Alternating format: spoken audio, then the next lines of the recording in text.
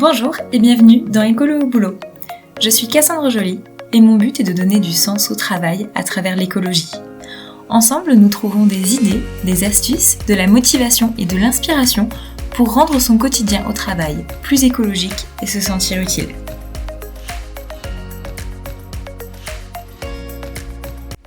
Bonjour les écolos au boulot, bonne année, gardez la santé, éclatez-vous dans votre vie, donnez-lui du sens, c'est tout ce que je vous souhaite pour cette nouvelle année et pour le futur en général. Alors vous êtes peut-être en train de prendre de bonnes résolutions pour l'année 2021 ou alors vous fixez vos objectifs, vos projets de l'année, autant personnels que professionnels.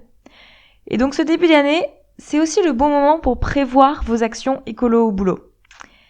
Et oui, vous m'avez vu venir, c'était gros comme une maison et en plus c'est le titre de cet épisode. Mais aujourd'hui on va donc parler de comment on peut planifier son année écolo au boulot. Donc on va voir un peu quels sont les grands thèmes sur lesquels vous pourriez proposer des actions. Donc si vous êtes à court d'idées ou que vous souhaitez vous inscrire dans un mouvement plus grand, vous pouvez les fixer, ces actions, en fonction des opportunités du calendrier. Il y a beaucoup de journées thématiques qui existent ou de semaines à thème. Donc, dans cet épisode de podcast, je vais lister les principales dates sur lesquelles vous pouvez capitaliser pour mener des actions écolo au boulot. Et je vais donner à chaque fois des exemples d'actions que vous pouvez entreprendre.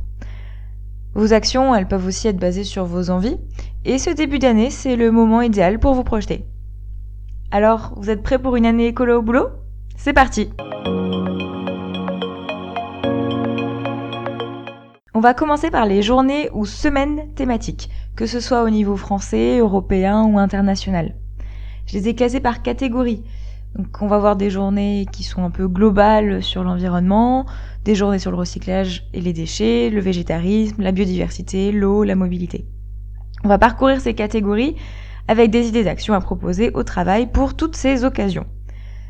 Si vous écoutez ce podcast sans possibilité de noter en même temps les dates, les journées, pas de problème, vous retrouverez la liste complète sur le blog et je vous mets l'adresse du blog dans la description de l'épisode. On commence par la catégorie globale, qui sont les journées où vous pouvez parler d'écologie et de développement durable en général, ou bien utiliser ces journées pour un sujet précis. Par exemple, pour la journée mondiale de l'environnement, qui a lieu le 5 juin, vous pouvez faire de la sensibilisation sur les principaux problèmes environnementaux, ou bien vous servir de cette journée pour mettre le focus sur une action que vous menez en ce moment ou qui existe déjà et utiliser la journée mondiale de l'environnement comme une opportunité de communication. Dans le même genre de journée globale, on retrouve la semaine européenne du développement durable du 30 mai au 5 juin. Ce sont de gros moments de communication sur l'écologie au niveau national, ou européen aussi du coup. Il est possible qu'il y ait déjà plein d'initiatives autour de vous si vous ne souhaitez pas organiser quelque chose. Donc vous pouvez aussi rejoindre ou reprendre une initiative qui a déjà lieu. Et si vous n'avez pas d'idée, vous pouvez rester sur une sensibilisation globale ces jours-là, relayer un article à un collègue, proposer de projeter une conférence sur l'environnement ou inviter un conférencier dans votre entreprise pour parler de ce sujet-là. Et vous pouvez aussi en profiter pour faire connaître les initiatives locales qui permettent de consommer autrement, par exemple. Pour la catégorie recyclage et déchets, il y a la Journée mondiale du recyclage qui a lieu le 18 mars. Il y a la Semaine européenne de réduction des déchets du 22 au 28 novembre et le World Cleanup Day, la journée de ramassage des déchets, le 19 septembre. Il y a aussi la Semaine européenne du recyclage des piles qui a lieu en septembre. En 2020, c'était du 7 au 13 septembre, donc en 2021, on devrait être à peu près sur les mêmes dates. Pour ces événements autour des déchets, ça peut être l'occasion de présenter le bilan des déchets qui sont produits directement ou indirectement par votre entreprise, de proposer des ateliers do it yourself à vos collègues, de proposer une balade de nettoyage de la nature autour des bureaux, d'installer un composteur, de travailler sur le gaspillage alimentaire à la cafétéria, de passer aux tasses réutilisables à la place des gobelets, d'organiser des collectes de piles, de téléphones ou de matériel électronique qui est usagé, de reprendre la sensibilisation sur le tri des déchets en entreprise. Ici encore, vous pouvez mener de petites actions à votre échelle ou alors en impliquant quelques collègues ou même proposer à votre entreprise d'officialiser une action à cette occasion-là. Ensuite, on passe à mes événements préférés, qui sont ceux qui sont liés à la mobilité. Pour aller au travail, on se déplace, il y a un impact carbone, on utilise de l'énergie, à moins de s'y rendre à pied ou en vélo. Donc il y a principalement 2 moments dans l'année pour réfléchir à son mode de transport pour venir au travail. Le premier, c'est la Semaine européenne de la mobilité. A priori, ce sera encore autour du 16 au 22 septembre, comme l'année dernière. À cette occasion, de nombreuses collectivités locales proposent d'essayer de faire découvrir le vélo à assistance électrique, le réseau de transport en commun, le covoiturage. Donc vous pouvez déjà vous baser sur tout ce qui est mis en place peut-être par la collectivité. Par exemple, dans la région Auvergne-Rhône-Alpes, il y a une journée qui est organisée qui s'appelle le Challenge Mobilité. C'est les entreprises qui s'inscrivent proposent à leurs salariés le temps d'une seule journée de venir autrement au travail ou de télétravailler. Ça permet d'essayer sans engagement et collectivement un autre mode de transport. Il y a aussi des défis avec une photo marrante en covoiturage, un convoi de vélos, des déguisements, etc. Et puis en plus, depuis fin 2019, les entreprises qui ont plus de 50 salariés sur un site et qui n'ont pas d'accord sur la mobilité qui a été négocié lors des négociations obligatoires, elles doivent faire un plan de déplacement employeur. Donc cette semaine de la mobilité, ça peut être une bonne occasion de communiquer sur ce plan. Et à partir de 2021, attention, c'est nouveau, on aura en France le mois de mai à vélo. Donc qui est un mois en mai qui est dédié au vélo. Et donc là, surtout le mois de mai, ça va être l'occasion de proposer des animations vélo, des ateliers de réparation, des convois vélo, aussi appelés les vélobus, demander à ce qu'il y ait du prêt ou de l'essai de vélo à assistance électrique, etc. Je continue avec les journées dédiées à l'environnement, au sens propre du terme, et à la biodiversité. Et là, il y en a pour tous les goûts. La journée mondiale des forêts le 21 mars. Donc si vous êtes dans une entreprise qui utilise du bois, ça peut avoir vachement de sens par exemple. Et sinon, vous pouvez mesurer votre empreinte forêt et vous allez être surpris de la déforestation indirecte liée à nos modes de consommation. Si je vous dis que manger du poulet déforeste, vous me croyez ? Et pourtant, ça peut être vrai. Donc allez mesurer votre empreinte forêt sur le site de l'ONG Envolvert et proposez à vos collègues de le faire aussi. Donc après les forêts et ma petite digression, on a la journée mondiale de l'eau qui est le lendemain, donc le 22 mars. S'ensuit la journée mondiale de l'océan le 8 juin. Donc là on peut parler de qualité de l'eau, de pollution de l'eau, des rivières, de plastique dans l'océan et on peut donc ouvrir des thématiques beaucoup plus larges que l'océan en lui-même. J'ai aussi découvert qu'il y a une journée mondiale de la mer le 24 septembre et une journée mondiale des zones humides le 2 février que vous pouvez donc aussi utiliser pour sensibiliser sur l'environnement.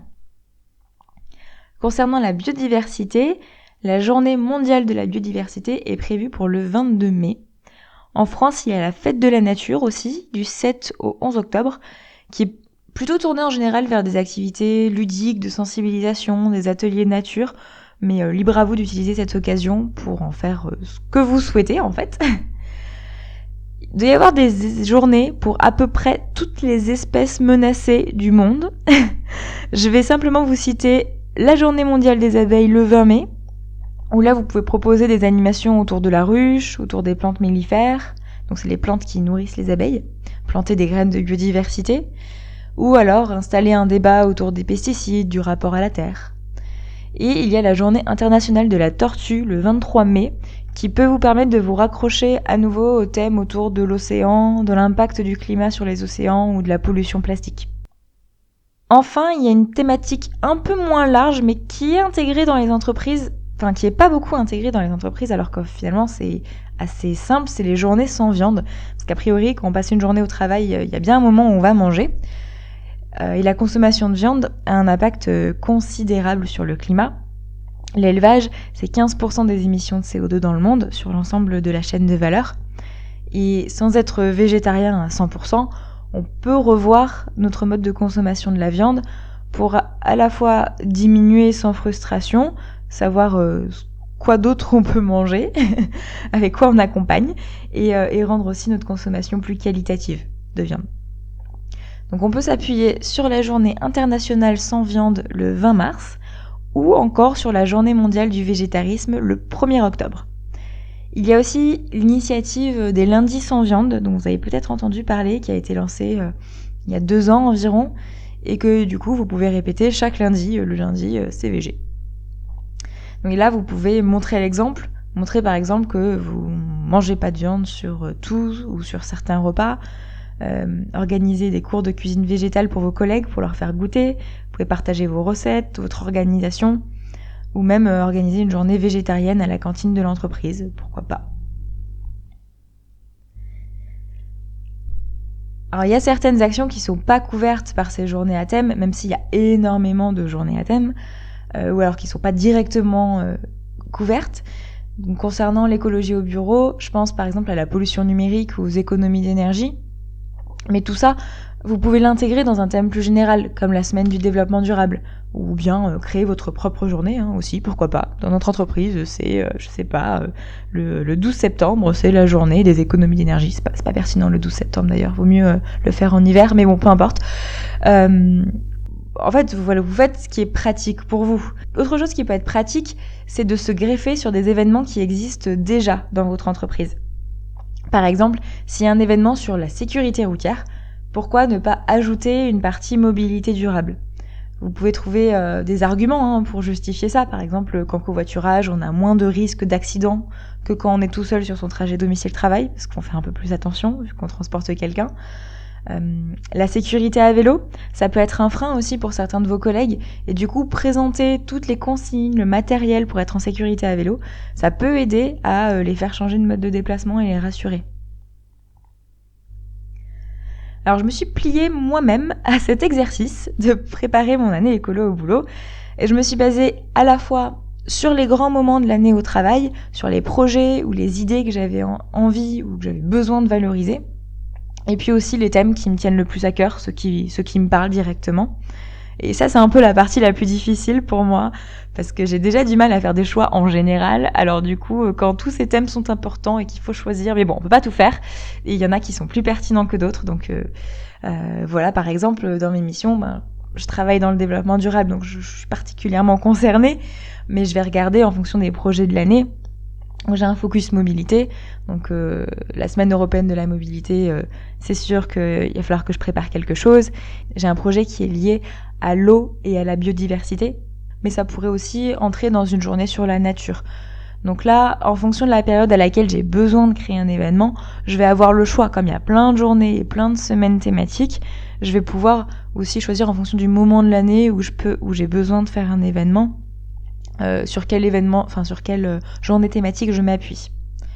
Et évidemment, si en termes d'organisation, par exemple, le 22 mars, la journée mondiale de l'eau, c'est pas du tout pratique pour moi d'organiser quelque chose le 22 mars, et je vais faire le 21 mars à la place, et rien n'interdit de se raccrocher à la journée mondiale de l'eau quand même. Je pense qu'on peut clairement s'autoriser de la flexibilité sur la date, et en tout cas, moi je me l'autorise. En fait, c'est un moment de communication où tout le monde communique sur ce sujet. Donc, en fait, si vous faites quelque chose dans votre entreprise en même temps, ça aura une résonance parce que probablement, on va en entendre parler dans les médias, etc. Mais si c'est un jour avant, un jour après, ça fonctionne quand même. Sinon, dans les dates qui m'intéressent pour mener une action, il y a le World Cleanup Day. Ça a beaucoup de succès, les Cleanup Walk, les journées de ramassage de déchets, etc. Donc, à voir, soit j'irai ramasser toute seule quelques déchets, ou avec quelques collègues, ou on organisera quelque chose de plus important. En fait, je m'imagine bien coller ça à un pique-nique, par exemple. Surtout que autour d'une zone de pique-nique, malheureusement, on trouve souvent des déchets, donc ça peut permettre de lier l'utile et l'agréable. En plus, c'est en 19 septembre, potentiellement il peut faire beau. Et encore une fois, en fait, si c'est pas organisable le 19 septembre comme prévu, et d'ailleurs le 19 septembre c'est un dimanche, donc peut-être que ça sera plutôt le lundi 20 septembre, et c'est pas grave, et je dirais quand même que c'est un World Cleanup Day plus un, éventuellement. Sinon, dans les autres événements, pour sensibiliser pour la semaine européenne du développement durable, j'ai une envie très personnelle d'organiser une fresque pour le climat. Si vous ne connaissez pas, c'est un atelier avec des cartes pour comprendre les causes et les conséquences du changement climatique. Donc c'est assez ludique et on essaie de voir aussi en quoi moi je contribue à ce changement climatique, comment je me sens par rapport à ça et qu'est-ce qu'on peut faire à notre échelle. Et voilà, donc cette fresque du climat, c'est un atelier, et si je veux être capable de l'animer moi-même, anticiper dès le début de l'année, ça me permettra de me former. Et sinon, j'ai aussi bien envie de faire quelque chose autour de la journée sans viande, ou de l'impact de la viande, de la qualité à choisir, si on veut pas arrêter totalement d'en manger, comment on réduit la viande, comment on compense, les bons aliments qui vont permettre de remplacer, etc. J'imagine plutôt cuisiner pour mes collègues, partager des recettes, voire même des listes de courses. Je vous fais votre liste de courses et votre menu végétarien pour la semaine si vous voulez tester. Je sais pas trop. Il faut encore que je brainstorm et que je précise cette action-là. Mais voilà, il y a la journée internationale sans viande le 20 mars. Donc j'ai encore quelques semaines pour y réfléchir. Dans l'idée, il faut sortir son rétro-planning 2 mois à l'avance. Peut-être un peu plus si vous avez besoin d'autorisation ou que c'est vraiment un gros projet. Mais comme ça, voilà, on se laisse pas surprendre par la date. Et on peut aussi se fixer des projets, par exemple 1 par trimestre pour pas se submerger d'actions écolo. Ça permet de mettre un petit peu d'ordre aussi dans tout ce qu'on a envie de faire parce que je le ressens quand on veut être écolo au boulot. Il y a tellement de choses qu'on peut faire et on peut pas tout faire parce qu'on n'a pas forcément le temps. Donc voilà, ça permet aussi de phaser dans l'année ce qu'on va pouvoir faire ou pas. Donc voilà, vous pouvez dès maintenant commencer à planifier, à en parler à vos collègues pour voir l'action qui pourrait être chouette organisée, ce qui parle à vos collègues, si c'est à eux que vous vous adressez. Et puis lancez-vous. Voilà, moi sur Écolo au boulot, je continue à vous accompagner toute l'année pour vous aider à trouver des idées, de la motivation pour lancer vos projets Écolo au boulot. Pour trouver des solutions aussi aux problèmes que vous pourriez rencontrer. Et pour ça, n'hésitez pas à me contacter par mail, sur LinkedIn ou sur Instagram. Les coordonnées sont dans la description du podcast, donc n'hésitez pas si vous voulez qu'on traite un sujet en particulier. J'espère que vous terminez l'écoute de ce podcast avec plein d'idées pour vos projets écolo au boulot. Comme je vous le disais en début d'épisode, vous trouvez la liste complète des journées que j'ai citées avec la date, voire même le site internet dédié s'il existe sur le blog d'Écolo au boulot. Comme mes coordonnées, le lien est dans la description de cet épisode. C'est tout pour aujourd'hui, je vous souhaite une très bonne année et à très vite pour le prochain épisode d'Écolo au boulot. Salut!